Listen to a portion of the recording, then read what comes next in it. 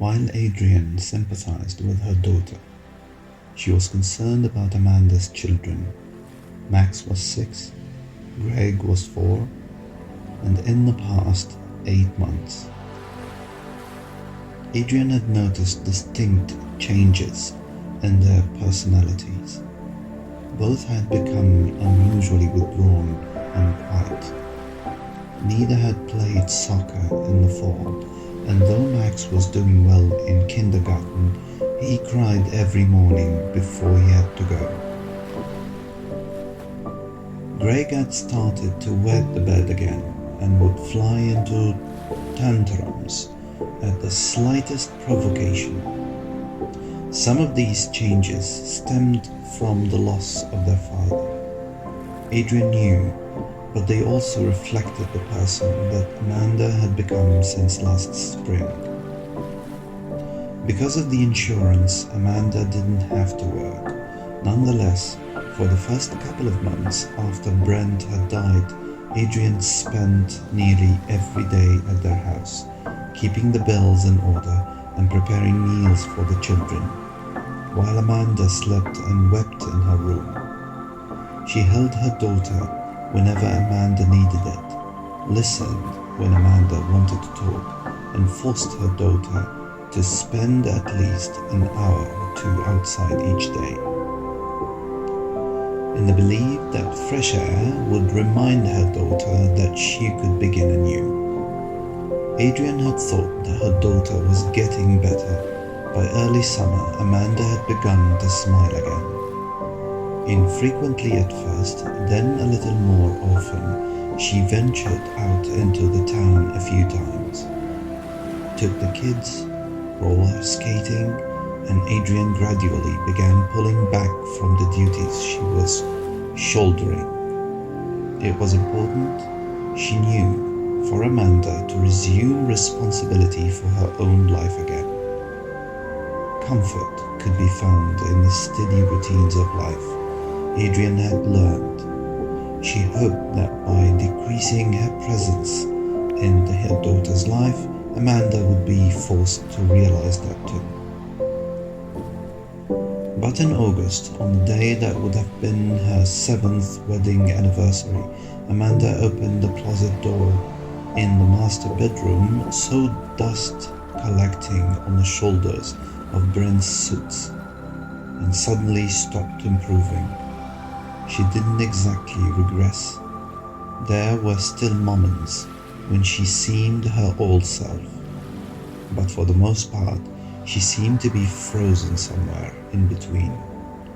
She was neither depressed nor happy, neither excited nor languid, neither interested nor bored by anything around her.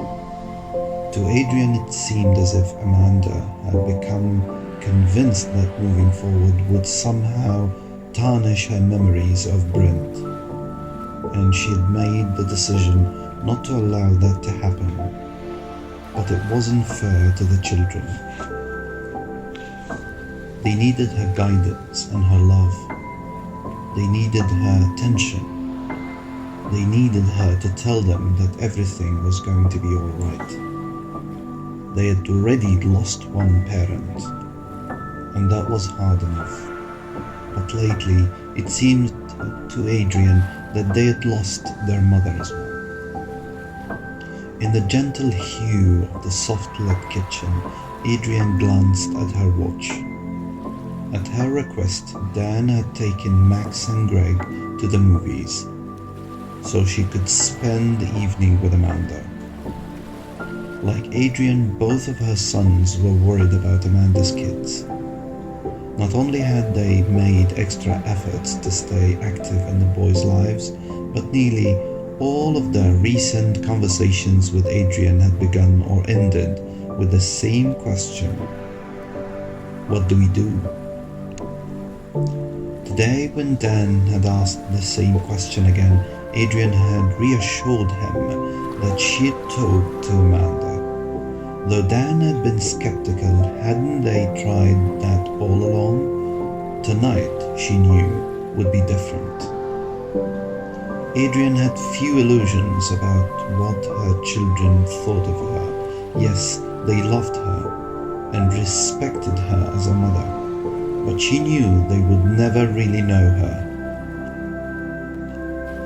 In the eyes of her children, she was kind but predictable, sweet and stable, a friendly soul from another era who had made her way through life with her naive view of the world intact.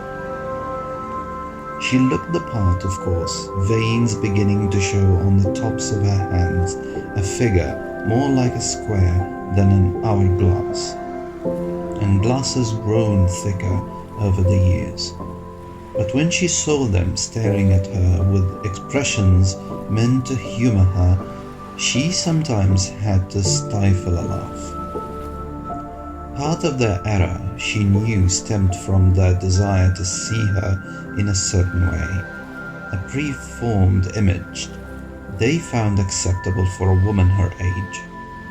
It was easier and frankly more comfortable to think their mom was more sedate than daring, more of a plodder than someone with experiences that would surprise them, and in keeping with the kind, predictable, sweet and stable mother that she was, she'd no desire to change their minds.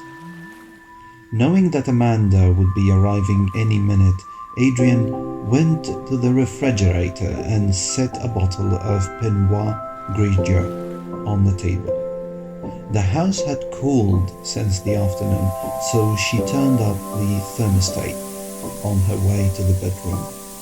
Once the room she had shared with Jack, it was hers now, redecorated twice since the divorce.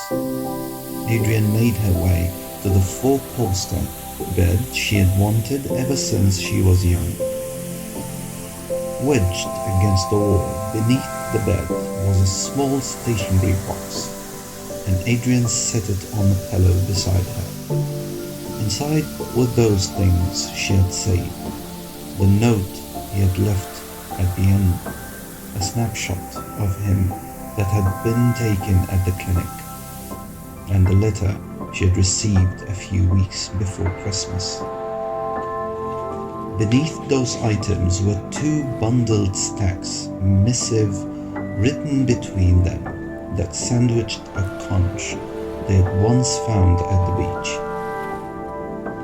Adrian set the note off to the side and pulled an envelope from one of the stacks, remembering how she had felt when she had first read it. Then slid out the page. It had thinned and brittled, and though the ink had faded in the years since he had first written it, his words were still clear.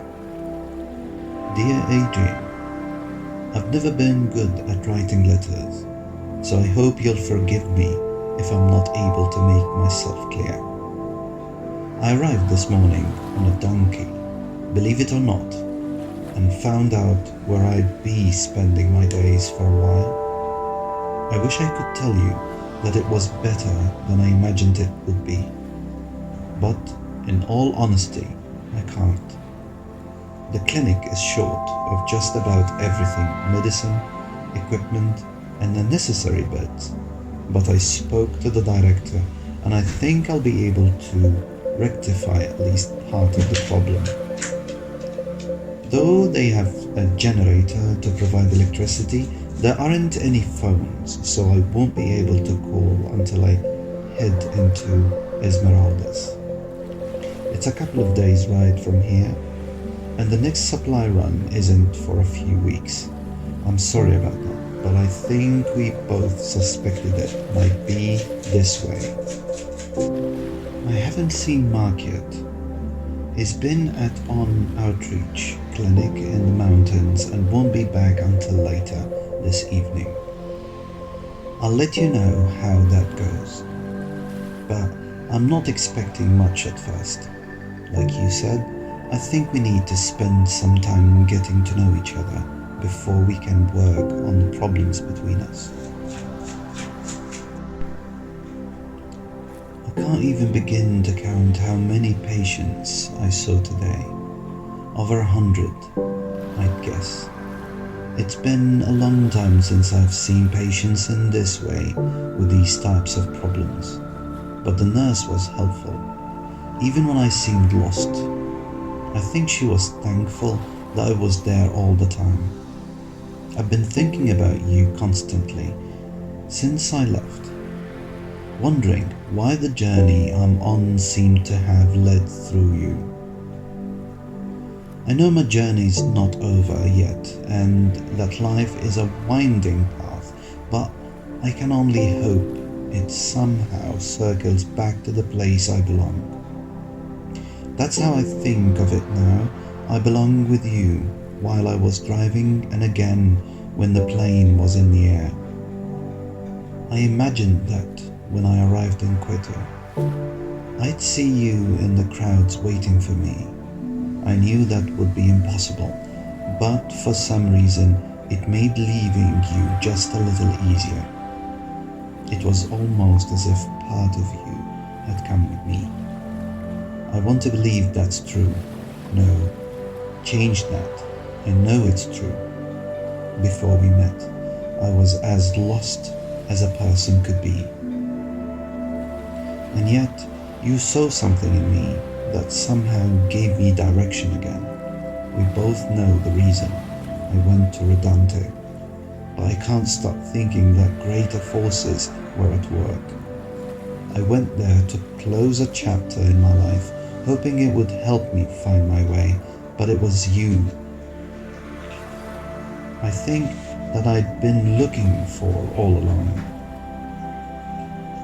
And it's you who is with me now. We both know I have to be here for a while. I'm not sure when I'll be back, and even though it hasn't been long, I realize that I miss you more than I've ever missed anyone. Part of me yearns to jump on a plane and come to see you now. But if this is as real as I think it is, I'm sure we can make it, and I'll be back. I promise you. In the short time we spent together, we had what most people can only dream about, and I'm counting the days until I can see you again.